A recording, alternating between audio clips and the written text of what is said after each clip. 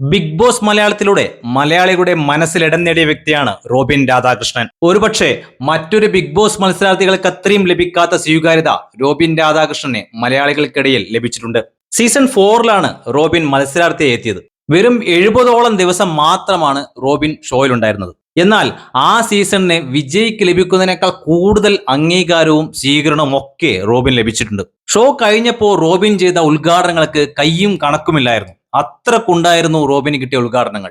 ഇപ്പോൾ മൈൽ സ്റ്റോണിന് കൊടുത്ത ഒരു ഇന്റർവ്യൂയിൽ റോബിൻ തനിക്ക് ലഭിച്ച വരുമാനത്തെക്കുറിച്ച്, അതായത് ഉദ്ഘാടനത്തിൽ നിന്ന് കിട്ടിയ വരുമാനത്തെക്കുറിച്ചും ബാക്കിയുള്ളതിൽ നിന്ന് കിട്ടിയ വരുമാനത്തെക്കുറിച്ചും റോബിൻ ഓപ്പൺ ആയിട്ട് തന്നെ സംസാരിക്കുന്നുണ്ട്. ബിഗ് ബോസ് കഴിഞ്ഞിട്ട് 120ഓളം ഉദ്ഘാടനങ്ങൾ റോബിൻ ചെയ്തിട്ടുണ്ട്. അതിൽ 65ഓളം ഉദ്ഘാടനങ്ങൾക്ക് ഞാൻ കാശ് വാങ്ങിയിട്ടുണ്ട്. 1.5 ലക്ഷം മുതൽ 3 ലക്ഷം വരെയാണ് ഞാൻ വാങ്ങിയത്.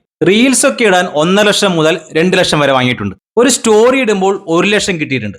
ഇതിലൂടെയെല്ലാം ഞാൻ അത്യാവശ്യം വരുമാനം ഉണ്ടാക്കിയിട്ടുണ്ട്. കൂടാതെ ബ്രാൻഡ് അംബാസഡർ ആയിട്ടും കുറച്ച് ഫണ്ട് കിട്ടിയിട്ടുണ്ട്. ഷോയിൽ കയറി ഷോയ്ക്കെതിരെ സംസാരിച്ച ശേഷം അതേ ഷോയുടെ പേരിൽ രണ്ടാമതും ഉദ്ഘാടനം ചെയ്യാൻ പോകുന്നത് ശരിയല്ലെന്ന് വിചാരിച്ചിട്ടാണ് ഞാൻ ഇപ്പോൾ ഉദ്ഘാടനങ്ങളൊക്കെ കുറച്ചത്. ഇപ്പോഴും ഉദ്ഘാടനങ്ങൾ വരുന്നുണ്ട്, പക്ഷേ ഞാൻ എടുക്കാത്തതാണ്. കാരണം ജീവിതത്തിൽ മറ്റൊരു സ്റ്റേജിലേക്ക് പോയി ആ ടാഗിൽ അറിയപ്പെടണമെന്ന് ആഗ്രഹമുണ്ട്. അതുകൊണ്ടുകൂടിയാണ് ഉദ്ഘാടനങ്ങൾ കുറച്ചത്. ബിഗ് ബോസിൽ നിന്നുള്ള ഫെയിം 1-2 മാസത്തേക്ക് മാത്രമേ ഉണ്ടാവുകയുള്ളൂ. അതിൽ നിന്നും 1 വർഷമെങ്കിലും പോകണമെങ്കിൽ നമ്മൾ കൂടുതൽ കണ്ടന്റ് ഉണ്ടാക്കണം. അങ്ങനെ ആളുകളിലേക്ക് എത്തണം. മൈൽ സ്റ്റോണിന് കൊടുത്ത ഇന്റർവ്യൂവിലാണ് റോബിൻ രാധാകൃഷ്ണൻ ഈ കാര്യങ്ങളൊക്കെ വ്യക്തമാക്കുന്നത്. കൂട്ടത്തിൽ അഖിൽ മാരാനെ കുറിച്ചും ജാസ്മിനെ കുറിച്ചും ഗബ്രിയെ കുറിച്ചും ജിൻഡോയെ കുറിച്ചും ഒക്കെ റോബിൻ രാധാകൃഷ്ണൻ സംസാരിക്കുന്നുണ്ട്.